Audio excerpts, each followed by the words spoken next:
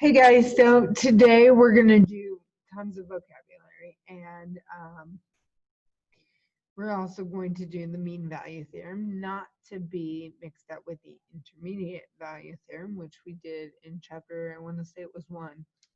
So let's go through some things, and then we're going to make sure you know when to use it, okay? Some definitions that you will have to know and really know the difference between these. The absolute maximum, which also could be stated as the global maximum, is a function is the y value. Okay, so when I'm asking for the absolute maximum, I'm asking for the y value. You do not need to put the x value unless I ask for the coordinate pair. Okay, now the absolute maximum is the highest y value. Okay, think of it that way. Where the absolute minimum or global minimum is the smallest y value. Okay. Now, we've done relative max and relative min for in the past. Specifically, it means that it's a value that for the maximum, let's say, it's a value that when you get very close to it, all the values are less than that. So you can think of it as though, hey, relative max is increasing to decreasing. But there's going to be a trick in here, and I'll show you as we go along with an example we'll do later on, okay? And then the relative min, you can think of it as decreasing to increasing, right? It does that. But really, it's the value in which the values around it are greater. Extrema, which is called extreme values. This is where it's asking you to find both max and minimum values, okay? So instead of saying find the max and min, they'll just say find the extremas. And then the next definition, critical numbers, or some people say critical values.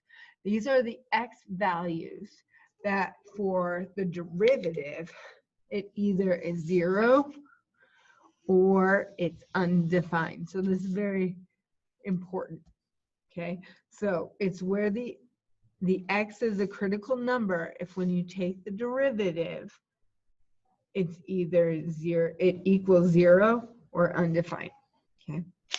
Now, one of the first theorems we're going to do is the extreme value theorem. If f is continuous from a to b, and as you can see the bracket, so we have, we include the endpoints, then f has both an absolute global minimum and an absolute global maximum on the interval. Now, the reason why they're able to say that is because it's the closed interval. If it was open, it might not have a max or a min, an absolute max or min. So that's where you got to be careful. Now, what we're going to do to find these max and min values is what we call the candidate test. Okay, so what do we do for the candidate test? Well, we find all the critical numbers of the function. Then we plug those x values into the original to find the y. We also have to plug it in, or plug in the end point, the end values. And then we have to figure out what y values in turn are the max, the largest, or the min, the least. Okay.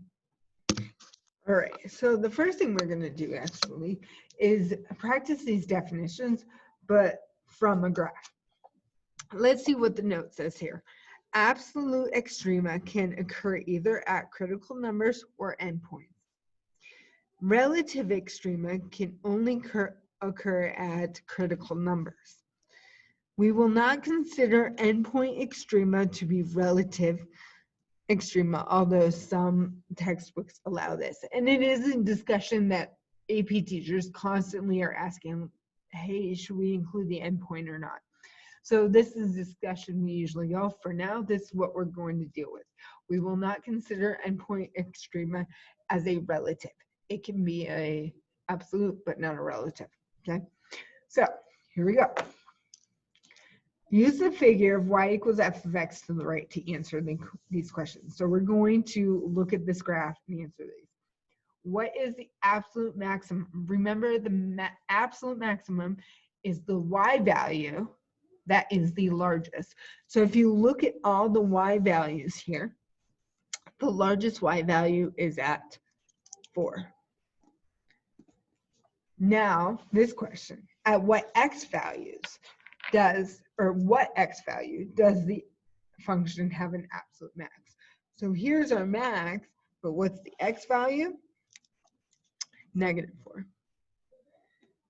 Now, number 3 says, what is the absolute maximum point? Well, that is where we do the -4, 4. I really want you to look at the different questions here that were asked, because when it asks for the absolute maximum, it's asking for the y value. You only give the x value if it says x value or if it says the actual point. Okay. What is the absolute minimum value? So that's the least y value. But if you look at this, the smallest y value would be very close to -2. But since it's not at 2, since it's open right there, we say none. It has to be at that point for it to be our absolute minimum. Number 5, at what value or values are there a relative minimum? So you want to see, I want you to look at that decreasing to increasing, because that's our min. So if you look at this, and it says x value, so we're going to say x, we have a decreasing to increasing at -3. We also have one from decreasing to increasing at -1. Now here's the other tricky one. And this is why you really want to learn the definition as that the y value is less than or equal to the nearby values. Because if you look here at 2, here's our coordinate. The nearby, so if we go to the left or we go to the right, we have values that are greater than. Okay, so this is less than the nearby values. So there is a relative min at 2. How many times is that really going to come up? Not many, but this is a case to remember. Now, at what x values does f have a relative maximum? Well, again, look at the increasing to decreasing. So remember, when we do relative, we don't look at the endpoints. All right, and I see increasing to decreasing at x equals -1. Did I say -1 here when it's supposed to be 1? Crazy me, huh? Okay, and here I see an increasing to decreasing here, but wait a second. There is no value here, so it means I can't count it. Okay, it's got to be continuous on that. Okay, awesome. All right, now what if we didn't have a graph? How would we do this algebraically? And this is where the candidates test come in. So remember, the candidate test says we're going to find our critical values and then plug in. So our critical numbers, I know I said values, I go back and forth with numbers and values, means that we have to take our derivative. Okay, so I'm going to take that derivative. This is the power rule. 3 comes down. We get x squared minus 4x. Okay. Now, a couple of things. We want to find out where our derivative is 0. So I'm going to write this as no equals 0, or our derivative is undefined. I like to get undefined out of the way because is there any values here that this can't happen? No. So we don't have, this doesn't happen. We can't be undefined. So let's look at setting our derivative equal to 0 and solving. I see that there is a greatest common factor of x. We have x times x minus 4. And then we solve, right? We have x equals 0 and x equals 4. right? What makes this true. Now, the one thing I want you to recognize is that we're not finding the global extrema on the whole interval. We're just, or the whole like function that goes on forever. We're doing it on a specific interval of -1 to 3. Well, one of these values does not belong here. So since it is not on the interval, we don't even consider it. All right, when we find the global extremas, we need to include the endpoints. So right away, I'm going to find f of -1.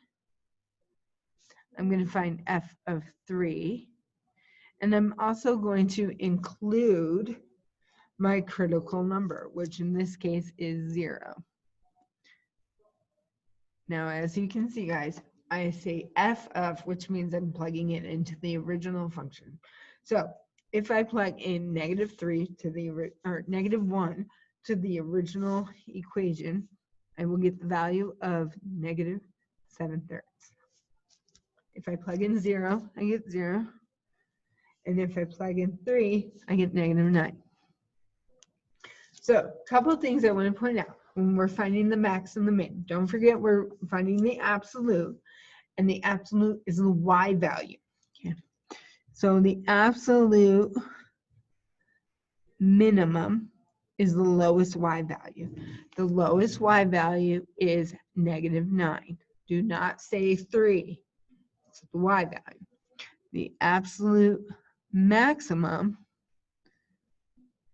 would be at 0. Very good. Now, in some cases, when we think of critical numbers, we automatically think of derivative. And half the time, more than half the time, 90% of the time, that's what we're going to do. But if you see number A, it says find the absolute maximum and minimum values of f of x equals the absolute value of x minus 2 on the interval. I don't know about you, but I don't remember learning how to do the derivative of an absolute value. So in this case, what you got to think of is, hey, we can look at our graph, right? So an absolute value of x minus 2 means we're going to the right 2, and it's our v. All right, so let's think of this. Let's think of some critical values or critical numbers. Where is the derivative 0 or undefined? Well, what does that mean? The derivative means slope. So where's the slope 0? Or where can't we have the derivative? Well, we cannot have the derivative at x equals 2. Okay, I'm going to mark this as a critical number, because it is a sharp turn. So f of 2 is undefined. Okay, so that's where we're getting that critical number from. I have to look at the graph. All right, to do the absolute maximum and minimum, I have to plug in those endpoints and the critical number. So I'm going to say f of 0. I tend to do this where I space that out just in case I have more critical numbers. And we have f of 2. All right, so when I plug in f of 0, I get 2. F of 2 is 0, and f of 5 is 3. So absolute min is at 0, and absolute max is at 3. Awesome. Okay. Find the extrema. So again, extrema means the absolute maximum and the absolute minimum. Okay, it's just a shorter way to say it. This is really playing around with vocabulary. All right, so if I look at this function, I see that I can take the derivative, so I don't want to check the graph. So the first thing I'm going to do is find that derivative. So I get 2x to the -1/3 minus 2. Now I want to find where the derivative is 0 or undefined. the best way to look at this is if we actually put it in a simplified form, okay? So this would be 2 over the cube root of x minus 2 cube root. Okay, if we look at this, what is the one value you see right away that can't happen, which would make it undefined? Well, x equaling 0 would be the undefined. See that? Because we can't have 0 in the denominator. Now, if we set this equal to 0, because that was our undefined, you got to see if there can be any values that would make this 0. Now, guys, you can solve, but right away, if you're looking at your math correctly, 2 minus 2 is 0, right? So 2 minus 2. What would make this, what x value would make this 2? Well, x equals 1. So x equaling 1 is where the f prime of x is 0, okay? I'm just writing this down for notes for you guys to know where this has. If you had add 2 to both sides, multiply by the square root of, or cube root of x, divide by 2, so on and so on, if you have to do that math. Okay, now we found our critical numbers. What do we have to do? We have to plug in our critical numbers and our endpoints. So our endpoints are -1 and 3. And what's good to know right here is our critical numbers are in between the two, so we have to count both. So f of 0 and f of 1. So in this case, we're looking at 4 values that we need to check. When I plug in -1, I get 5. When I plug in 0, I get 0. Plug in 1, I get 1. Plug in 3, I get this 3 cube root of 9 minus 6. Now, guys, you can plug this into your calculator and figure out what that decimal is. But if you look at this, we would have 3 times, looks like, let's see, 3 times 2. This is close to 0, but probably a little bit more than 0, right? So the absolute minimum is 0, and the absolute max is 5. Again, y value. All right, number 10. Find the global maximum and minimum of g of x here, okay, on the interval 0 to 2 pi, so that the circle, okay? Again, some trig there, so I need to do my derivative. So I get 2 cosine x. Now be careful here. Yes, we do have a minus, but what's the derivative of cosine? Is sine, negative sine, which makes this a positive sine of 2x, and then I have to multiply that by the derivative of the inside, which is 2. All right, now this is where it gets tricky and where you have to use your trig definitions. And there should be some on your cheat sheet, but if not, I'll make sure to give you some things for trig and identities, like the Pythagorean identity for trig. Sine 2x is the same thing as 2 sine x cosine x. And don't forget we have this times 2 at the end. This is the double angle theorem, okay? There's double angle for cosine, there's double angle for tangent. Right now, I know you don't have this memorized. This is very random that it comes up. So I will give you some trig identity stuff later.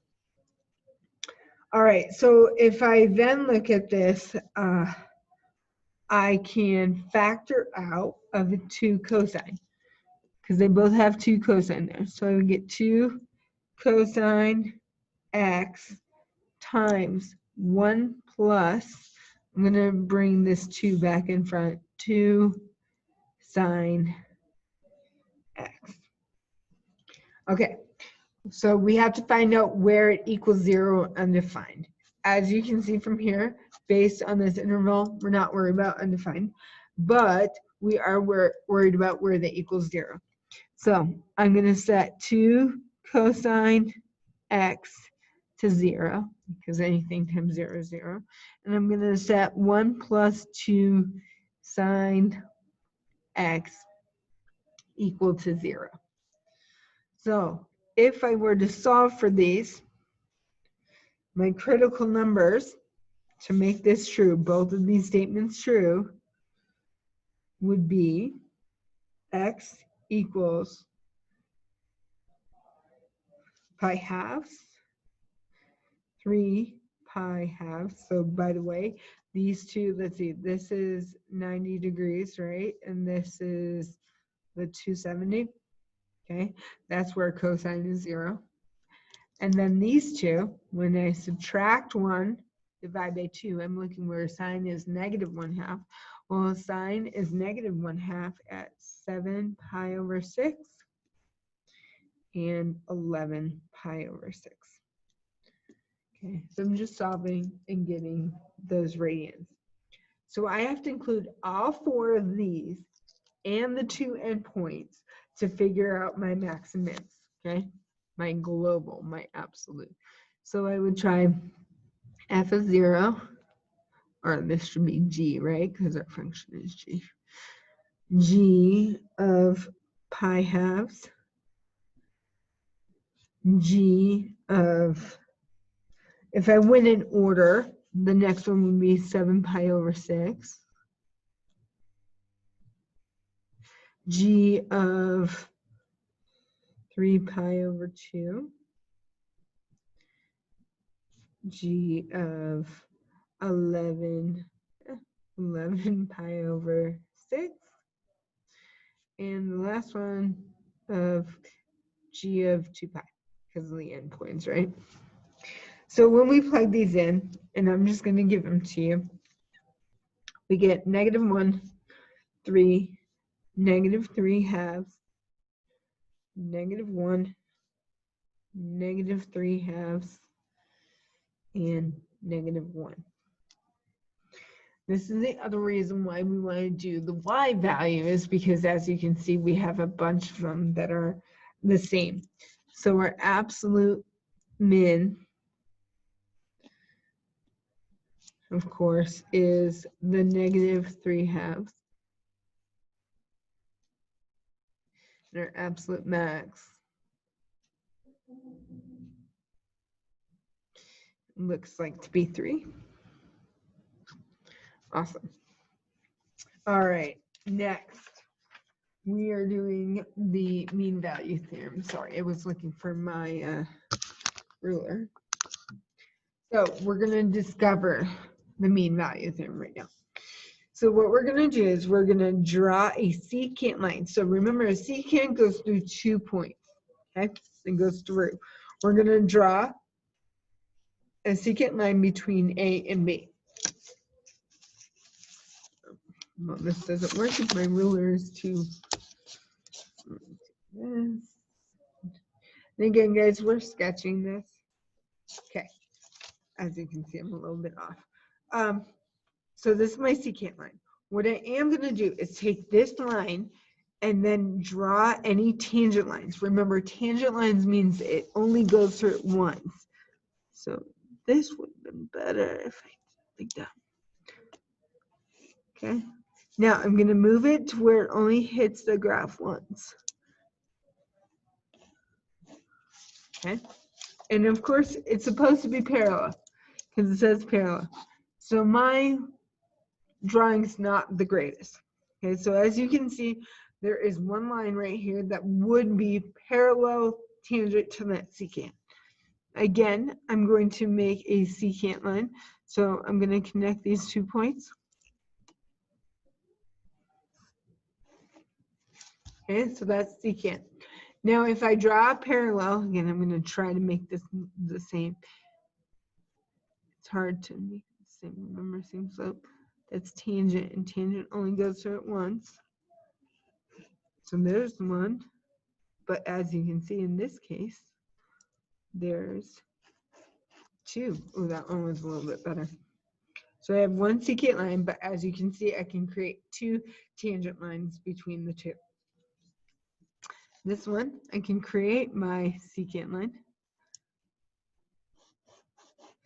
But as much as we want to go up here and do that, remember what happens. We can't have a tangent line because the tangent line only goes through it once through that point. But I can make another tangent line through that point, so on and so forth. So in this case, there's no tangent line because of that sharp turn, right? So let me mark this down. This was two tangent lines, and this was one tangent line. Let's see what else we can discover. So we're going to keep going with this.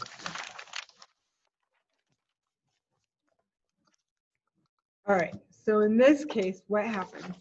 Well, if I were to connect the two, right? Wait a second. I can't have, this isn't really a secant line because of the vertical asymptote. So really, we can't make a secant line here. I drew it, but it's not really true going through that asymptote, right? Because this line would go up, or this line would go down following that asymptote. So if there's no secant, there must be no tangent. Now, if we look at this one, again, A is the vertical asymptote. So can we ever get to the vertical asymptote? No. So again, no secant, no tangent.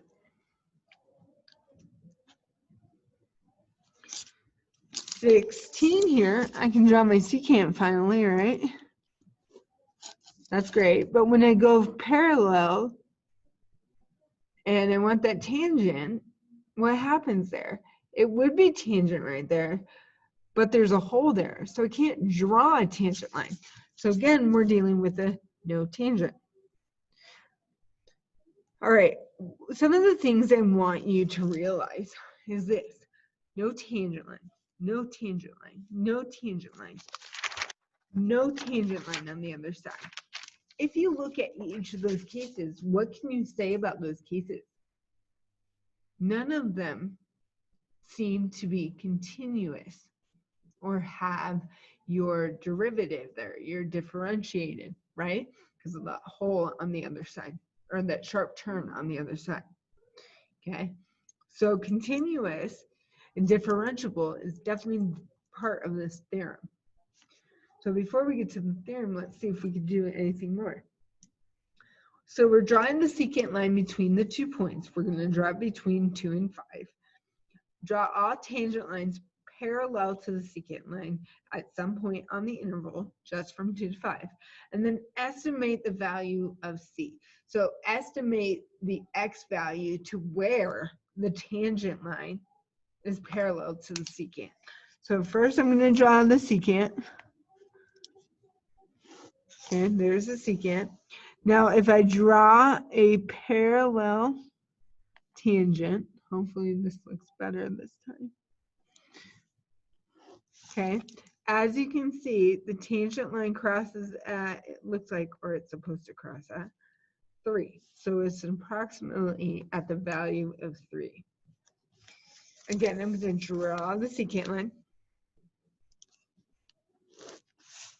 Okay, now between 2 and 5. Okay, so I'm not going to do this one over here because that's not between 2 and 5. So I can have one right here, right, and one right. Make sure it's parallel. Okay, so if I cross down on those values, I have 2 values here, right? Well, it's approximately, let's say, 2.7 because it's closer to 3, and this one is almost in the middle, so let's do 4.5. Okay. All right, what about this one here? Let's cross it. Okay. Oh, as you can see, I'm going to have 3. I have one right here, and one right here.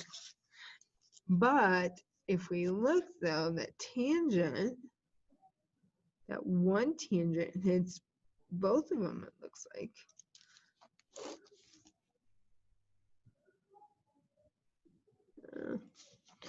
Okay, so I got this C value, got this C value, and got this C value. So let's kind of connect those. This is about 2.5. This one's about 3.5. And the next one here, well, that's 5. Let's just say 4.5. Okay, we're approximating right now because we're looking at a graph. All right, mean value theorem.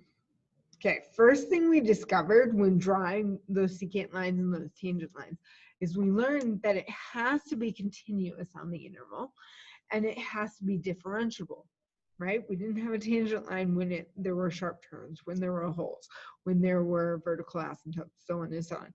The other thing I want you to keep in mind is that continuous on the closed interval, okay? Because don't forget this example in 15, it would have been open on A because of that vertical asymptote. Okay, so what does that mean? First of all, you have to check that it's continuous and differentiable on that AB interval. Then we want to look at what can we get from there. So the idea is that there is some C in which there is a tangent line that is parallel. Parallel means what? It means the same slope. Okay. So the idea is slope on a secant is your y1 minus y2 over x. So that's the average rate of change, right? And your tangent line slope is the derivative, right? Which is the instantaneous rate. So the idea is that if we are continuous on the interval AB that's closed, differentiable on the interval AB, there is some C, there could be more than C, between A and B, that the instantaneous rate of change equals the average rate of change. Okay, that is the mean value there. We'll be practicing this a lot. Now, example 20 says, given that f of x is 3 minus 6 over x, find all C that satisfy the mean value theorem on the interval. So step 1, is the function continuous? So I'm going to say this. Step 1, is the function continuous on the interval 3, 6? Yes, it is. Actually, the only place that we would have an asymptote is at x equals 0, and 0 is not involved in this interval, so yes. Then we can say 2, is it differentiable on the interval 3, 6? Well, if we were to take the derivative right now, we would see that the only value, again, that wouldn't help us out is 0. So yes, it is. Now that we know about these things, now we can actually use the mean value theorem. So what we have to do is we're going to find the average rate of change. Okay, average rate of change, we need to find our slope between these 2 points. Well, when we find the slope between 2 points, we need the y value. So the first thing I'm going to do is say f of 3, plug that in. When I plug that in, I get the value of 1. F of 6. When I plug that one in, I get the value of 2. All right, now we're going to find the average rate of change. That would be 1 minus 2 all over 3 minus 6, which equals 1/3. So the average rate of change is 1/3. Now the instantaneous rate is from the derivative. Sorry for the bell, guys. Instantaneous, I'm going to take the derivative. Well, the derivative of 3 is 0. Prime of x. Okay. And then this would be a minus 6 to the x to the negative 1, right? So let's do that power rule. So we would get 6x to the negative 2. Now, of course, we don't know what x value to plug into the instantaneous, right? Well, that's actually what we're trying to find. We're trying to find what value of x, but we're going to call it c, is the same slope as the average rate of change. So what we do is we set our average rate of change equaled to our instantaneous rate of change. So I'm saying 1/3 equals 6x to the negative 2, and I'm going to solve. Okay, I'm actually going to do it over here because I'm running in a room. So let's see, what's the first thing I'm going to do? Let's change the x squared, x to the negative 2 into proper form. So that's x squared there. All right, let's multiply each side to get rid of those denominators, right? So we get x squared equals, and then 3 times 6 is 18. How do you get rid of a square? We take the square root. Now, when we take the square root, how many answers do we get? We get plus or minus 18. Okay, really quickly though, we always have to refer back to that C has to be between our interval of 3 and 6. So which one does not count? The negative doesn't count. So our C value is the positive square root of 18. So let me explain what that means. What that means is that the average rate of change, the slope between 3 and 6 at C at x equals the square root of 18, same slope of the tangent line, same slope, instantaneous rate. So I know it goes straight into your homework. What I want to point out to you right here, let's see, where is it? Where it says a mean value theorem. Remember to prove that it's continuous, that it's differentiable, and then find your average rate of change, find your derivative, and set the average rate of change equal to your derivative and solve. Okay, guys, good luck.